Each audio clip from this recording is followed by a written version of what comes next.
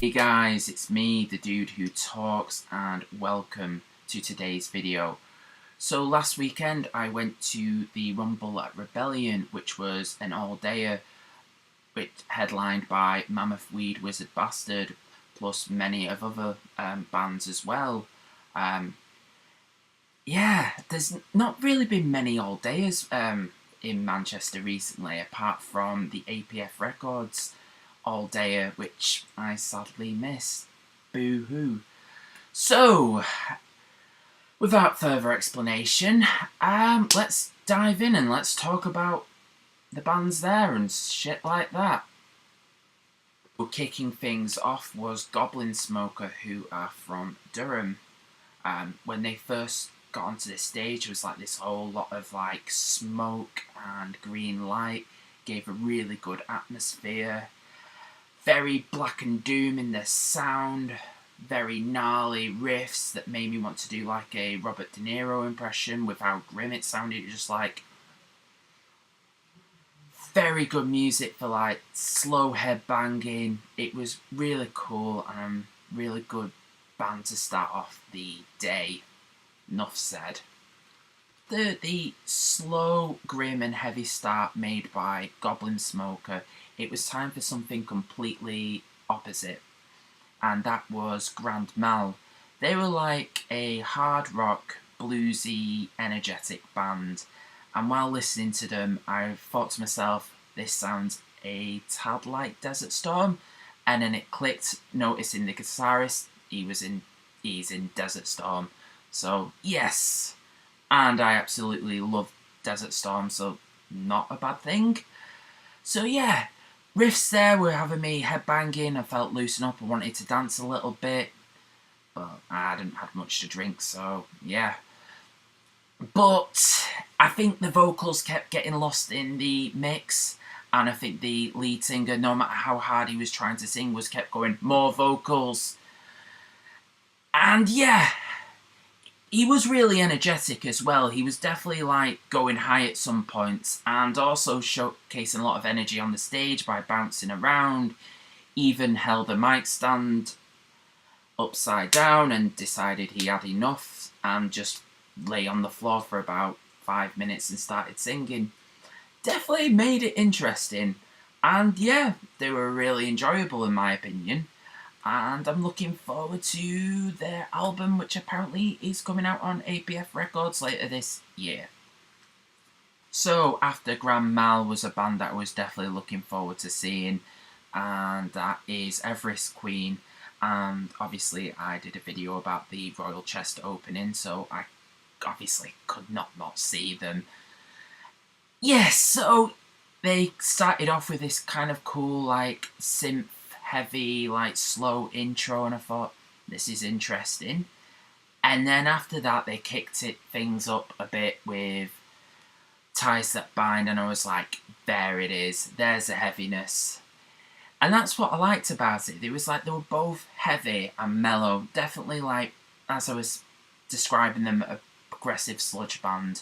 They showcased some really, for lack of a better word, eloquence in their playing, and I thought it was really cool. Definitely glad I got to see them. Yeah, awesome. So I felt that Everest Queen was like this stepping stone into much more heavier stuff, and that was picked up by Tied to Sulfur, who were this kind of like really fun death metal band with kind of like hardcore elements. Thought they were very fun, very enjoyable, definitely got me headbanging. And I thought the lead singer was a bit of a goofball, which I enjoyed as well, because he was kind of like giving you like the stare, and I thought, this is quite fun, gnarly riffs, and yeah, very enjoyable. Right, I was hoping to do this without any swearing whatsoever, but fucking hell, Mastiff, fucking hell, they were absolutely incredible. Now, this is a band that have been getting a load of hype. One person in particular said that they're a band that is so hard that Purple Aki received a court order not to listen to them. Yep, that had me in absolute stitches, but it is well earned with these guys.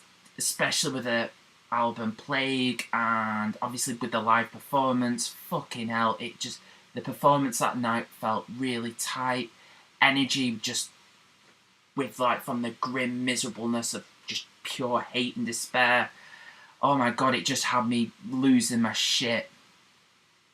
And I really can't wait to go see them next week when they're playing with Ithaca and Leached. Yes, get on it with Mastiff. There's one band left before Mammoth, Weed, Wizard, Bastard, and that was Kurokuma. Now, I've seen these guys before and I was a bit too drunk to appreciate it. And I was kind of like, yeah, I may have a problem with that. But anyway, so I thought I'm going to get a better opinion from them by, you know, not getting drunk, which surprisingly I didn't. So, anywho, Kurokuma. Now, I kind of gathered that they were kind of like your run-of-the-mill stoner metal band. And they are like that, but I kind of felt more drawn in with these guys. They kind of had the riffs that was kind of like drony, repetitive, had me headbanging very slowly, and they had the heaviness to back that up with the vocals as well, the aggressive vocals, and it had a surprise visit from Frenchie going beast mode, probably from drinking all the orange juice at the Rebellion bar. I won't be surprised if they sold out with him in it. Anyway, yeah, I really enjoyed Kurokuma.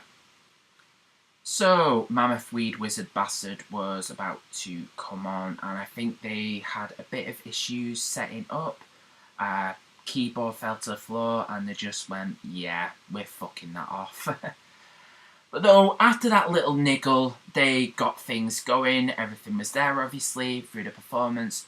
Jessica Ball's haunting vocals, the synths, and also the riffs as well. Everything that I like about Mammoth, Weed, Wizard, Bastard was there.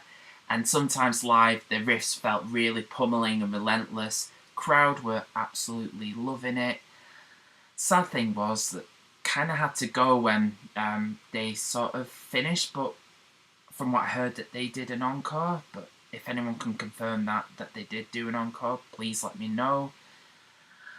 Really wish I could have got to, stick around for that, but luckily they're playing again with Slowmatics in July at the same place, so I'm definitely sticking around for the whole thing then. Can't stop me with that. Time for this edition of merch I bought. First thing up is the Everest Queen lighter and bottle opener. I think I may have mentioned in the video that I made about the Royal Chest unboxing. I will one day shut up about that. Anywho, yeah, I mentioned Royal Mail were dicks and apparently you can't put lighters in boxes and shit like that. Anywho, I bought one for the reasonably priced £1, and yeah, cool. Next up is Goblinsmoker t-shirt, which came with the download to their EP. I thought, definitely a cool t-shirt. Look at this back print. That looks really sick. And I got Kurokuma's latest EP on cassette. Listen to that. Pretty decent. Definitely reaffirmed what I've said earlier about them. And last but definitely not least, this was due to my friend twisting my arm and saying, go on, buy it, buy it, buy it, buy it, was this. Split with Mammoth, Weed, Wizard, Bastard and Soulmatics, totems. When I went over, Jessica Ball was there and I just got a little bit shy because she was asking me what time I got here and generally chatting to me, and you just, when you kind of go a bit like brief and just don't know what to say, that was what I was like. And yeah, I got the blue edition of the vinyl. Apparently Phil, my friend, was saying that was very rare, and I kind of felt bad because they were like looking all through the copies for it, and I was like saying, no, it's fine, just give me the green one. But anyway, got me the blue one. Yes. And there you have it. Those are my thoughts about the Rumble at Rebellion. Were you there? please let me know what you thought about Mammoth, Weed, Wizard, Bastard and all the other bands down below in the comment section. My next gig is going to be Death and Vanilla, and I'm definitely going, obviously mentioned before, Ithaca and Leached, and yeah. So, all I've got left to say to you guys is, I've been the dude who talks, and cheers. Thanks for watching, guys. Take care. Still here. Alright, well, the video's ended, but while you're still here, I'll just let you know there's videos to the left and right of me. So, yeah, get watching if you want. Talk about cool shit like music and live stuff where I go to gigs, talk about Vinyl Hall and all that kind of stuff. So, yeah, fill your boots.